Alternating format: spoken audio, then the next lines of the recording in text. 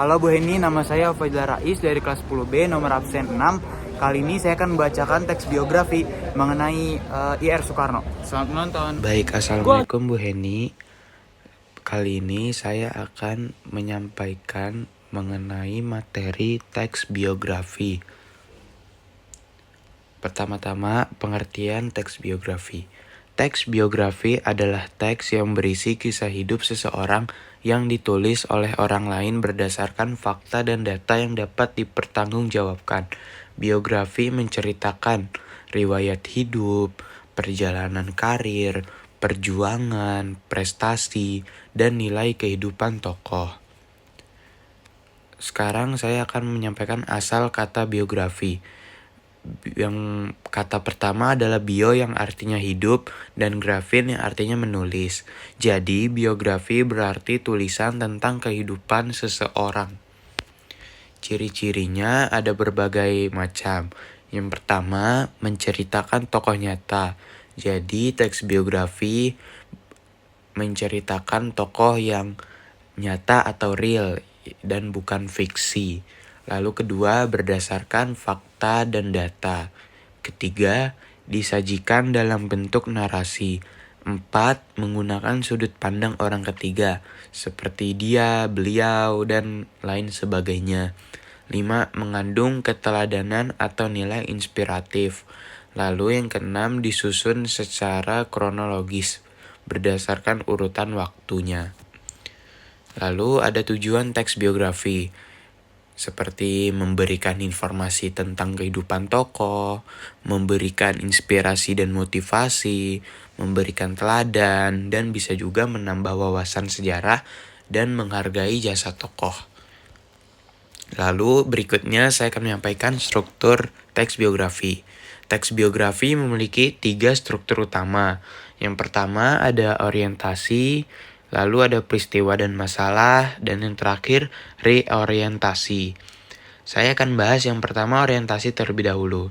Orientasi itu berisi pengenalan tokoh yang berisi nama seperti nama lengkap, tempat dan tanggal lahir, latar belakang keluarga, dan bisa juga pendidikan awal. Lalu struktur yang kedua, peristiwa dan masalah yang berisi perjalanan hidup seseorang, perjuangannya, konflik yang terjadi di kehidupannya, prestasi-prestasi yang diraih, dan juga tantangan di kehidupan. Lalu yang terakhir ada reorientasi yang berisi kesimpulan dari biografi tokoh, pandangan penulis terhadap tokoh tersebut, dan nilai moral atau inspirasi yang bisa diterapkan di dalam kehidupan sehari-hari. Berikutnya ada kaidah kebahasaan. Yang pertama, menggunakan kata ganti orang ketiga, seperti dia, beliau, dan juga ia. Lalu menggunakan kata kerja tindakan, seperti contohnya ada berjuang, menulis, memimpin, dan bisa juga belajar. Lalu menggunakan kata kerja mental, seperti berpikir, merasa, menginginkan, itu merupakan kata kerja mental. Lalu menggunakan konjungsi waktu, seperti kemudian, setelah itu, pada tahun, bla bla bla, dan juga akhirnya. Lalu ada juga yang terakhir, menggunakan kata sifat, seperti sifat gigih, cerdas, pemberani, jujur, dan lain sebagainya. Lalu berikutnya ada jenis-jenis teks biografi. Pertama, berdasarkan penulis. Biografi ditulis orang lain, sedangkan autobiografi ditulis sendiri secara pribadi oleh tokoh tersebut. Lalu yang kedua, berdasarkan isinya. Biografi seperti biografi perjalanan hidup, biografi perjuangan, biografi karir, dan juga biografi inspiratif. Lalu ketiga, berdasarkan bentuk. Ada biografi singkat, ada juga biografi lengkap atau kompleks. Lalu berdasarkan biografi dan autografi, apa sih perbedaan dari kedua jenis itu? Saya akan bahas biografi. Biografi itu ditulis orang lain, sedangkan autobiografi itu ditulis secara sendiri atau mandiri oleh tokoh tersebut. Lalu kalau biografi sudut pandang orang ketiga, dan Kalau autobiografi ya tentu kalau ditulis sendiri sudah pasti sudut pandang orang pertama. Lalu yang terakhir contoh biografi itu ada buku mengenai Soekarno. Kalau contoh autobiografi, buku dari penulis Bung Karno, Penyambung Lidah Rakyat. Langkah-langkah menulis teks biografi. Setelah kita mengetahui macam-macam jenis-jenis pengertian, contoh-contoh dari teks biografi, sekarang kita akan mempelajari cara menulis teks biografi. Yang pertama, menentukan tokoh yang ingin ditulis biografinya. Lalu kedua, mengumpulkan data-data seperti fakta-faktanya, buku-bukunya, dan wawancara yang pernah dilakukan oleh tokoh tersebut. Lalu ketiga, menyusun kerangka penulisan. Jadi teks biografi itu harus disusun dengan rapi, dengan jelas, dan juga teliti agar tidak menimbulkan kesalahpahaman antara kisah hidup tokoh di biografi tersebut dengan pembaca. Lalu keempat, ada menulis sesuai struktur penulisan, dan juga yang terakhir menyunting atau memperbaiki tulisan. Lalu ada unsur-unsur penting dalam teks biografi. Ada unsur identitas tokoh, latar belakang keluarga, pendidikan, perjuangan, prestasi, masalah yang dihadapi, dan juga nilai kehidupan. Lalu ada nilai-nilai teks biografi. Ada nilai moral, nilai religius, nilai pendidikan, nilai kerja keras, nilai nasionalisme, dan juga nilai tanggung jawab. Lalu ada manfaat-manfaat membaca teks biografi. Jadi kita mempelajari teks biografi tentu karena ada manfaat-manfaat yang dapat didapatkan dari pembacaan teks biografi. Ada yang pertama, termotivasi untuk sukses. Setelah membaca teks kehidupan seseorang, biografi seseorang, tentu kita termotivasi untuk lebih kerja keras untuk meraih kesuksesan. Lalu kedua, belajar dari pengalaman orang lain. Jika kita belajar dari pengalaman maupun itu pengalaman sendiri atau orang lain, tentu kita akan mempelajari agar tidak mengulangi hal yang sama, kesalahan-kesalahan yang sama, dan juga mempelajari agar bisa menuju jalan yang lebih tepat dan juga benar. Lalu ketiga, menambah wawasan sejarah. Dengan membaca teks biografi tokoh penting, itu bisa menambah pengetahuan, wawasan mengenai sejarah-sejarah pada masa lalu. Lalu yang keempat, mengembangkan sikap positif.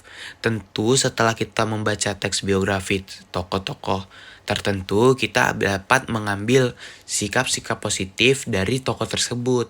Seperti sikap peduli, tanggung jawab, kerja keras, pengorbanan, pantang menyerah, dan lain sebagainya yang dapat kita terapkan di dalam kehidupan sehari-hari agar dapat meraih kehidupan yang lebih sukses dan lebih berkehidupan lah. Lalu terakhir, meneladani sifat baik tokoh ya yang tadi saya jelaskan. Lalu ada pola penyajian biografi. Jadi penyajian biografi itu tidak hanya dari satu pola, ada dua pola. Yang pertama kronologis, berdasarkan waktu dan masa-masa dari kehidupan tokoh tersebut. Lalu bisa juga dari berdasarkan tematik, yaitu berdasarkan tema tertentu atau materi tertentu agar lebih mudah dipahami dan tidak lompat-lompat, agar lebih menghargai waktu. Lalu ada perbedaan teks biografi dan teks sejarah. Jadi mungkin ada beberapa teman-teman itu mungkin masih belum tahu apa sih perbedaan dari teks biografi dan teks sejarah. Mungkin teman-teman masih memikirkan kalau biografi dan sejarah adalah teks yang sama. Tapi padahal tentu bukan, ada perbedaan-perbedaan mencolok yang membedakan dua teks tersebut. Ada teks biografi, seperti teks biografi itu hanya fokus pada satu tokoh yang dijelaskan pada teks tersebut. Sedangkan kalau teks sejarah itu fokus pada peristiwa yang dialami pada masa tertentu. Jadi paham ya, biografi itu fokus pada satu tokoh saja, sedangkan sejarah fokus pada peristiwa saja. Lalu kalau biografi menceritakan kehidupan pribadi seseorang yang diceritakan. Menceritakan kehidupan personal dari tokoh tersebut. Sedangkan kalau sejarah menceritakan kejadian peristiwa secara umum saja. Tidak lebih menceritakan secara tokoh personal, itu tidak kalau teks sejarah. Dan yang terakhir yang bisa saya jelaskan, kalau biografi itu bersifat naratif ya teman-teman. Kalau sejarah itu ada dua, bisa naratif atau eksplanatif, tergantung dari penulis teks tersebut. Lalu saya sering menemukan kesalahan umum dalam penulisan teks biografi, yaitu ada juga teks yang tidak sesuai fakta atau kejadian real berlangsung. Lalu ada juga tidak runtut, bahasa tidak baku, tidak mencantumkan sumber yang didapatkan. Karena teks biografi kan yang saya sampaikan itu harus berdasarkan fakta dan data. Kalau kita tidak mencantumkan sumber yang kita dapatkan, itu bisa orang pembaca itu bisa berpikirkan kalau itu hanya opini belaka atau hanya pendapat belaka yang mungkin itu bisa menimbulkan kesalahpahaman. Lalu yang terakhir, terlalu banyak opini tanpa data. Teks biografi harus lebih memperbanyak fakta-fakta, kejadian-kejadian kenyataan pada masa itu, tidak hanya opini-opini dari sang penulis. Lalu ada contoh tokoh yang bisa dijadikan biografi.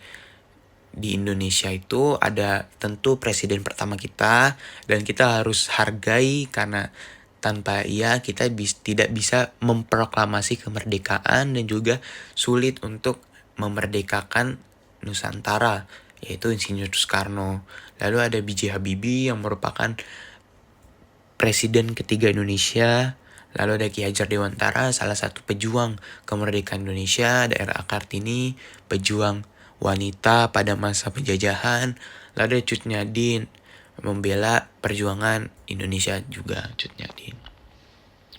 Lalu saya akan membahas contoh teks biografi dari tokoh Insinyur Bapak Presiden Soekarno. Lalu saya akan jelaskan di sesi berikutnya. Terima kasih. Insinyur Soekarno adalah salah satu tokoh paling penting bagi kemerdekaan Indonesia bersama dengan Muhammad Hatta. Soekarno membacakan proklamasi kemerdekaan Indonesia. Wah, bagaimana ya kisah kehidupan presiden pertama Indonesia ini? Yuk kita cari tahu. Soekarno lahir di Surabaya pada tanggal 6 Juni 1901. Ayahnya bernama Raden Sukomi Sosrodihardjo dan ibunya bernama Ida Ayu Nyoman-Rai. Oh iya, nama ini diberikan kepada Soekarno adalah Kusno. Baru pada usia 11 tahun nama beliau diubah oleh ayahnya menjadi Soekarno. Di masa kecil, Soekarno dihabiskan di Tulungagung dan Mojokerto. Namun, pada tahun 1915, Soekarno harus pindah ke Surabaya untuk bersekolah di HBS atau Hogere Burger School. AOS Cokro Minoto adalah salah satu organisasi pertama di Indonesia. Nah, di masa inilah jiwa kepemimpinan, wawasan, serta nasionalisme Soekarno mulai tumbuh pada tahun 1921.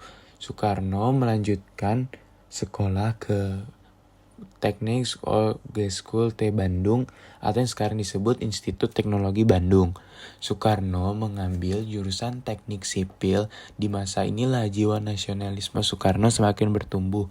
Bahkan bersama para anak muda nasionalis lainnya, Soekarno mendirikan klub inilah yang menjadi cikal bakal berdirinya Partai Nasional Indonesia pada tahun 1927.